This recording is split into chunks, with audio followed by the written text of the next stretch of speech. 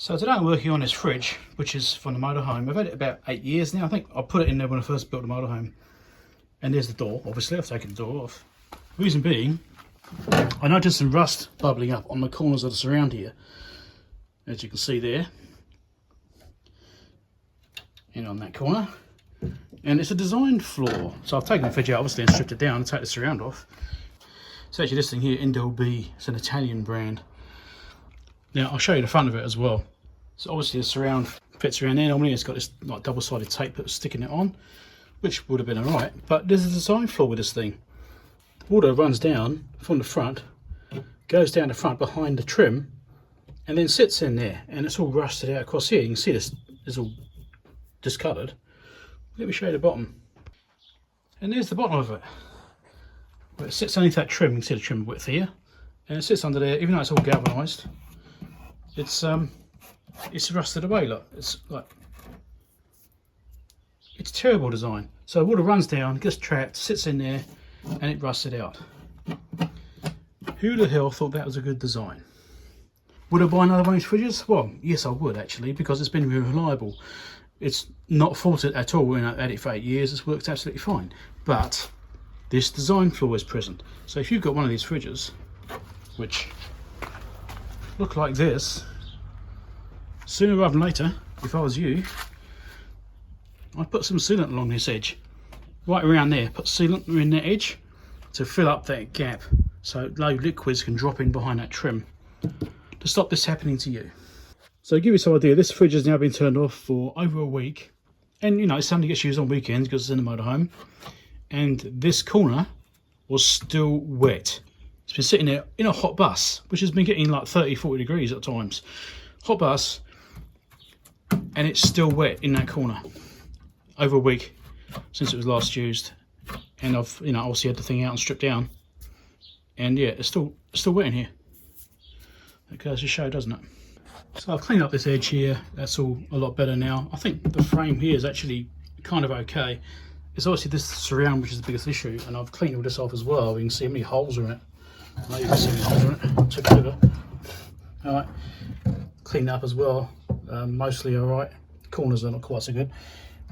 I'm not quite sure what I'm going to do about this now, because it has to be a sealed frame, otherwise it doesn't work. So I'm trying to figure out what I'm going to do, whether I basically forget about this frame and make a new one, which is probably the best way to go. Whether I try and patch this up somehow, maybe I can put some thicker steel behind this and maybe tack it on in a couple of spots and have like a thicker piece along the bottom and on the sides, like an L shape. Try and weld to that and try and build it up. Maybe that may be a way, but because there is quite a distance between this and the back there, because it normally has that foam in there. I'm going to be putting some sealant in there instead, proper sealant rather than foam, so it won't ever happen again. But this will be like one and only repair. There will be no repairs on this. Yeah, I mean this is really thin steel. It's even folded over on the front edge here to make it thicker. It's pretty thin. A little bit more progress. As you can see, I've painted this around now, and I've kind of fixed it. It's not perfect, it's not exactly great, but it'll do the job. I've used some of this metal strapping stuff I had laying around. It's quite thin. It's probably as thick as the original steel, to be honest.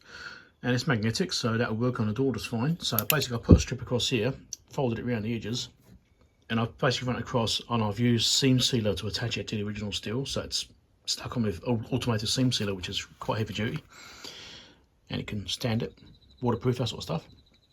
It's not perfect, it's got some imperfections. I mean, I really could have sanded it back before I painted it, but to be honest, I'm kind of sick of working on it. I've got this dust in here now from working on it.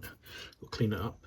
I've got some double-sided foam here around the edge. It's a little bit thinner than the original stuff. I'm not quite sure if I need to double layer it or not, but it seems to be sitting okay. So if I put this down and actually hook it in place and push it down, it does actually kind of line up the holes. Right, so I think the thickness is actually okay. Can you see the holes there? Yeah.